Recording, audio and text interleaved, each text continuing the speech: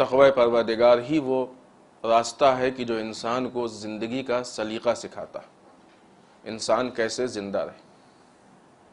ہم نے یہ سمجھا ہے کہ ہماری دنیاوی لائف اور ہے، مذہبی لائف اور ہے۔ ایسا نہیں۔ اسلام ہم کو یہ بتانا چاہتا ہے کہ دنیاوی لائف مذہبی لائف سے الگ نہیں۔ اس کا اثر کہاں پڑتا ہے؟ جب انسان یہ سمجھتا ہے کہ دنیاوی لائف اور ہے، مذہبی لائف اور ہے، دنیاوی زندگی اور ہے، دینی زندگی اور ہے، تو جس چیز کو وہ دینی زندگی سمجھتا ہے وہاں پہ اس کو اس بات کا انتظار ہوتا ہے کہ ہمارا رسول ہم کو کیا بتاتا ہے، ہمارا امام ہم کو کیا بتاتا ہے، ہمارا دین کیا بتاتا ہے، ہمارا خدا کیا بتاتا ہے، ہمارا اسلام کیا بتاتا ہے۔ لیکن جس کو وہ مذہبی لائف سے الگ سمجھتا ہے وہاں پہ اس کو اس بات کا انتظار نہیں ہوتا ہے کہ ہمارا دین کیا بتاتا ہے۔ وہاں پہ اس کو اس بات کا انتظار ہوتا ہے کہ فلاں ایکٹرز کیا کرتے ہیں، فلاں پلیئرز کیا کرتے ہیں، فلاں ملینئرز کیا کرتے ہیں، فلاں عہدے والے کیا کرتے ہیں، فلاں منسٹرز کیا کرتے ہیں، وہ ان کو آئیڈیل بناتا ہے۔ تقوی محدود چیز نہیں ہے کہ جو صرف آپ کو مصلی پہ ہو، ممبر پہ ہو، مجلس میں ہو، مسجد میں ہو، امام باڑے میں ملے۔ تقوی اس چیز کا نام ہے کہ جو انسان کی زندگی کے ہر لمحے میں شامل ہے۔ خداوند متعال نے ہم کو وہ دین دیا ہے کہ جو زندگی کے ہر لمحے میں ہمارے ساتھ ہے۔ کہیں بھی دین ہمارا ساتھ نہیں چھوڑتا۔ وہ اور بات ہے کہ ہم دین کا ساتھ چھوڑ دیں، یہ ہماری غلطی ہے کہ ہم دین کا ساتھ، دین ہمارا ساتھ چھوڑنے کو تیار نہیں۔ دین ہم کو بتاتا ہے کہ ہم کیسے سوئیں، کیسے اٹھیں، کیسے کھائیں، کیسے پئیں، حتیٰ کہ چھوٹے چھوٹے مسائل اس کا ذکر بھی، ہر مسئلے میں دین ہمارا ساتھ دیتا ہے۔ باتھ روم بھی جائیں تو کیسے جائیں، ٹوائلٹ جائیں کیسے، سب بتاتا ہے دین، ہر چیز بتاتا ہے۔ لہذا جب دین دنیا سے الگ نہیں ہے، ہر لمحے دین ہے، تو تقوی پروردگار بھی ہر لمحے، ہر چیز میں ہم کو تقوی کی رعایت کرنی ہے۔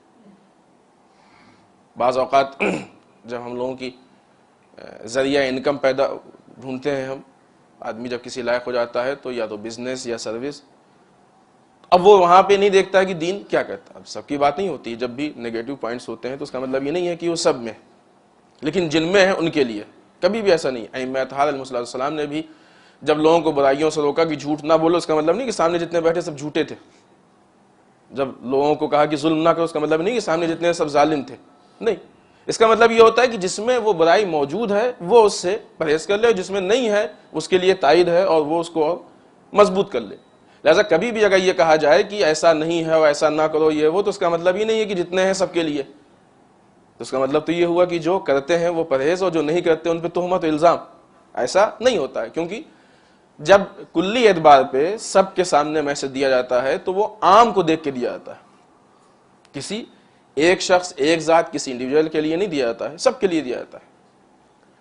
لہذا جب کوئی انسان اپنا ذریعہ معاش، ذریعہ انکم ڈھونڈتا ہے تو وہاں پہ بعض اوقات دین کو بھول جاتا ہے۔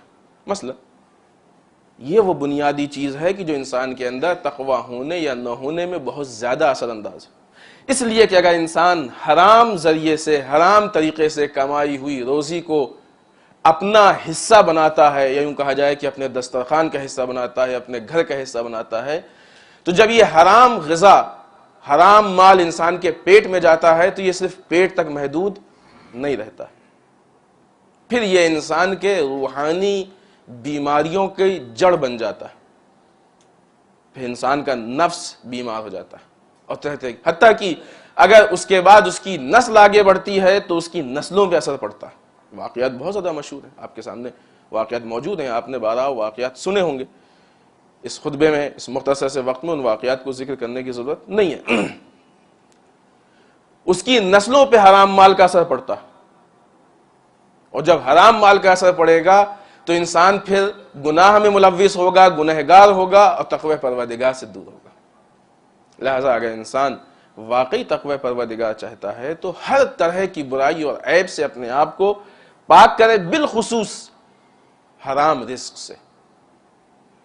وہ رزق کی جو اس کے لیے حلال نہیں ہے اس سے پرہیز کرے۔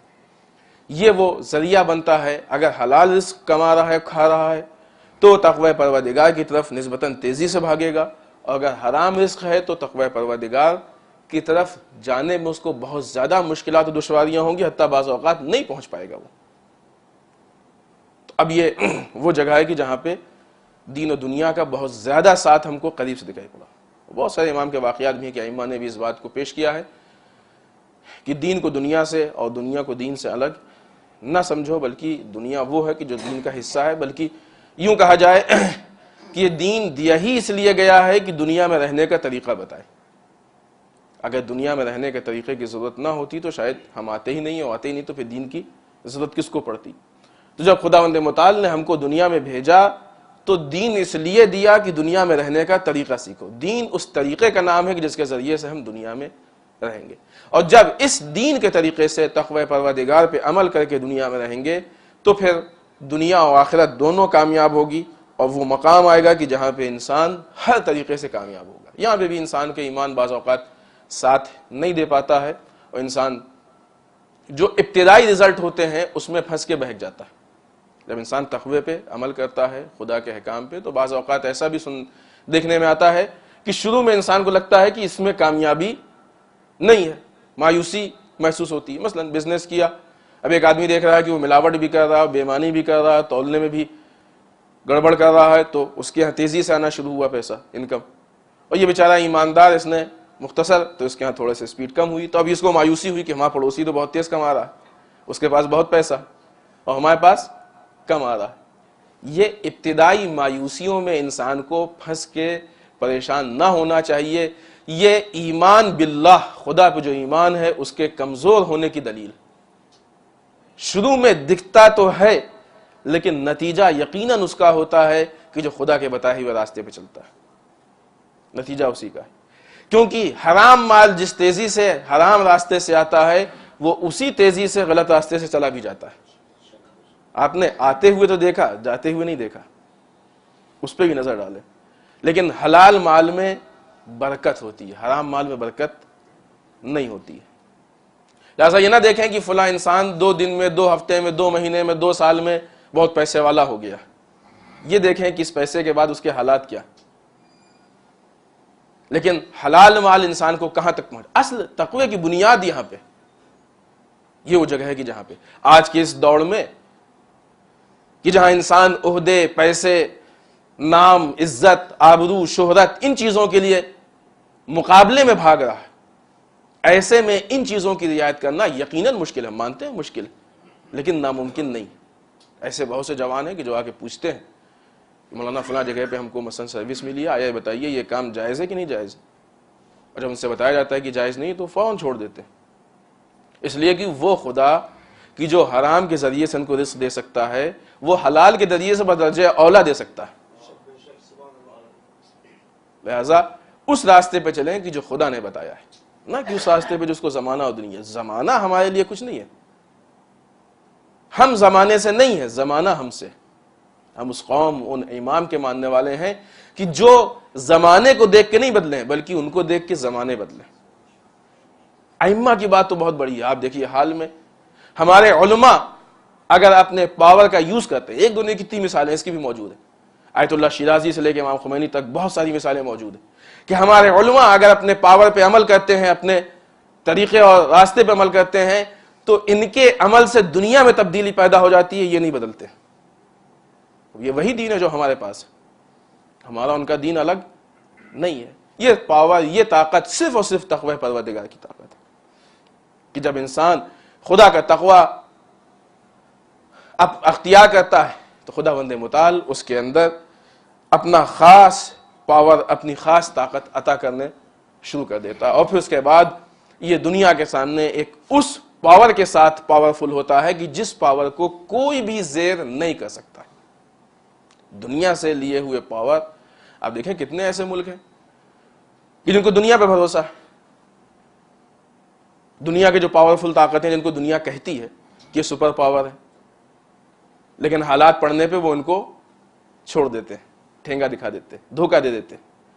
لیکن جس نے الہی طاقت پہ بھروسہ کیا، اس کی بھی مثالیں موجود ہیں، اس کی بھی مثالیں آپ کی نگاہوں کے سامنے موجود ہیں. وہ ممالک، وہ کنٹریز کی جنہوں نے سپر پاورز پہ بھروسہ کیا ہے، ان کا کیا حشر ہوا ہے اور ہو رہا ہے وہ آپ کی نگاہوں کے سامنے. اور وہ ممالک کی جنہوں نے ذات پروردگار پہ بھروسہ کیا ہے، پوری دنیا مل کے ان کا کچھ نہیں بگاڑ سکی. جیسے یہ ملکوں کی داستان ہے ویسے ہی لوگوں کی بھی داستان ہے.